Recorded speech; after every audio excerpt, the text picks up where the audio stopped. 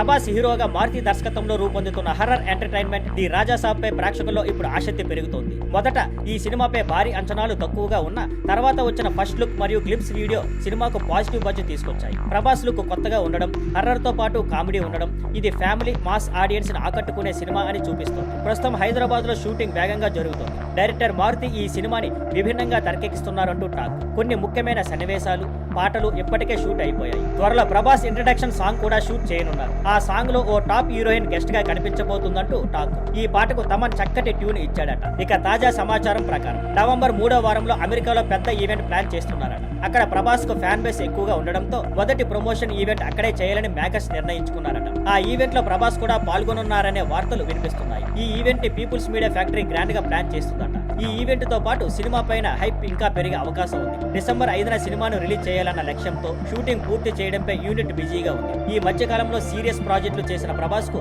ఇది ఒక తేడాగల ప్రాజెక్ట్ అవుతుంది. ఫ్యామిలీ కామెడీ హర్రర్ జోనర్ లో ఇది ప్రయోగాత్మక సినిమా అవుతుంది. ఇక వచ్చే రోజుల్లో టీజర్, ట్రైలర్, పాటల వీడియోలు వరుసగా విడుదల చేయాలనే ప్లాన్ లో ఉన్నారు. నవంబర్ లో జరగనున్న ఈవెంట్ తర్వాత సినిమా మీద హైప్ పెరిగి ఓపెనింగ్స్ కూడా భారీగా వచ్చే అవకాశం ఉందని ట్రేడ్ వర్గాలు భావిస్తున్నాయి. ది రాజా సాబ్ విజయం ప్రభాస్ కెరీర్ కు కొత్త మలుపు తిప్పొచ్చు అని అభిమానులు ఆశిస్తున్నారు.